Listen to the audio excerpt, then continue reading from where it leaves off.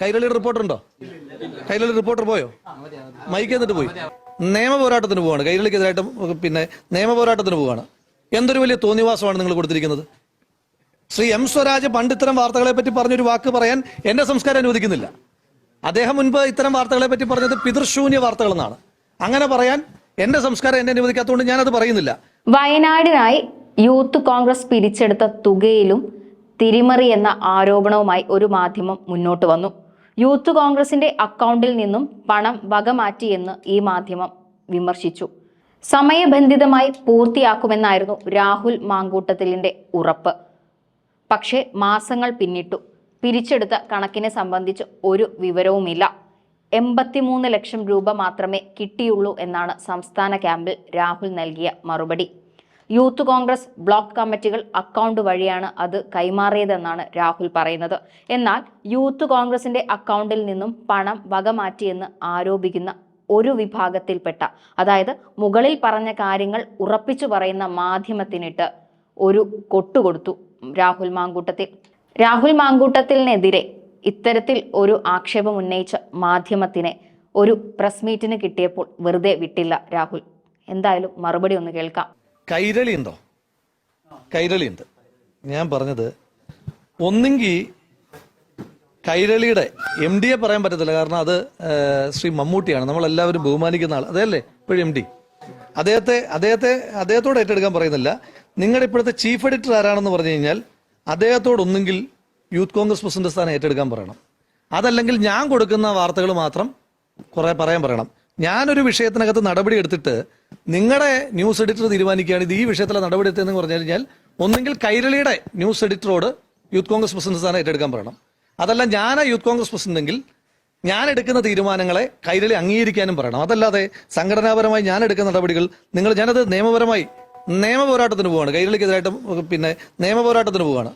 എന്തൊരു വലിയ തോന്നിവാസമാണ് നിങ്ങൾ കൊടുത്തിരിക്കുന്നത്. ശ്രീ എം സ്വരാജ് പണ്ട് ഇത്തരം വാർത്തകളെ പറ്റി പറഞ്ഞൊരു വാക്ക് പറയാൻ എന്റെ സംസ്കാരം അനുവദിക്കുന്നില്ല. അദ്ദേഹം മുൻപ് ഇത്തരം വാർത്തകളെ പറ്റി പറഞ്ഞത് പിതൃശൂന്യ വാർത്തകൾ എന്നാണ്. അങ്ങനെ പറയാൻ എന്റെ സംസ്കാരം എന്നെ അനുവദിക്കാത്തതുകൊണ്ട് ഞാനത് പറയുന്നില്ല. പക്ഷേ നിങ്ങളുടെ തന്നെ നേതാവ് ഇത്തരം വിഷയങ്ങളെ പറ്റിയിട്ട് പറഞ്ഞിട്ടുള്ള ഒരു പശ്ചാത്തലമുണ്ട് എന്ന് കൈരളി മനസ്സിലാക്കേണ്ടതായിട്ടുണ്ട്.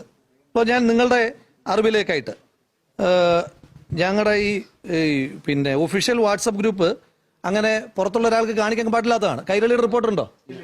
കൈരളി റിപ്പോർട്ടർ പോയോ? മൈക്ക് എന്നിട്ട് പോയി. അല്ലെങ്കിൽ അദ്ദേഹത്തെ ഒന്ന് കാണിക്കാൻ വേണ്ടിയിട്ടായിരുന്നു. അല്ല, ഞാൻ പറഞ്ഞതല്ല, കൈരളിയുടെ ഒരാളെ ബോധ്യപ്പെടുത്തണമല്ലോ. ഇപ്പൊ മീഡിയ വണ്ണിനെ ബോധ്യപ്പെടുത്തി കഴിഞ്ഞാൽ അവർ അംഗീകരിക്കില്ലല്ലോ. മീഡിയ വണ്ണിനെ ബോധ്യപ്പെടുത്തിയാൽ അവർ അംഗീകരിക്കില്ല. അതാണ് പ്രശ്നം. ഞാനിപ്പം ഞങ്ങളുടെ ഒഫീഷ്യൽ വാട്സപ്പ് ഗ്രൂപ്പാണ്, അതങ്ങനെ കാണിക്കാൻ പാടില്ലാത്തതാണ്. ഒന്ന് വരൂ, അങ്ങൊന്ന് വരൂ. ഇപ്പം ഇദ്ദേഹം പറയുന്നത് കൈരളി തൽക്കാലം ഉൾക്കൊള്ളണം. സാജിദ് വരുന്നത് ഒന്ന് വരൂ, ഇതൊന്ന് വായിക്കും, ഒന്ന് ഉറക്കെ വായിച്ചു.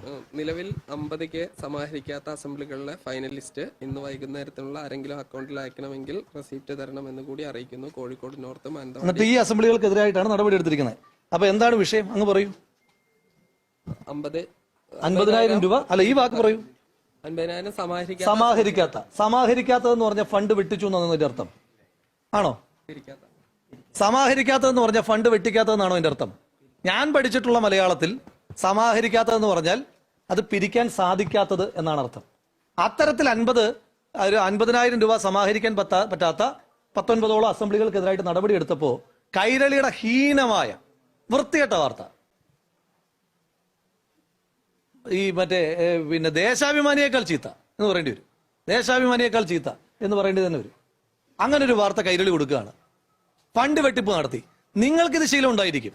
അത് അഭിമന്യു ഫണ്ട് വെട്ടിച്ചതും അതുപോലെ തന്നെ പയ്യന്നൂരിൽ ഒരു ഫണ്ട് വെട്ടിച്ച ആൾ പിന്നീട് ജനപ്രതിനിധിയായ സാഹചര്യമൊക്കെ ഉണ്ട്. അങ്ങനെ ഒരു പശ്ചാത്തലവും ശീലവും നിങ്ങൾക്ക് ഉണ്ടായിരിക്കും.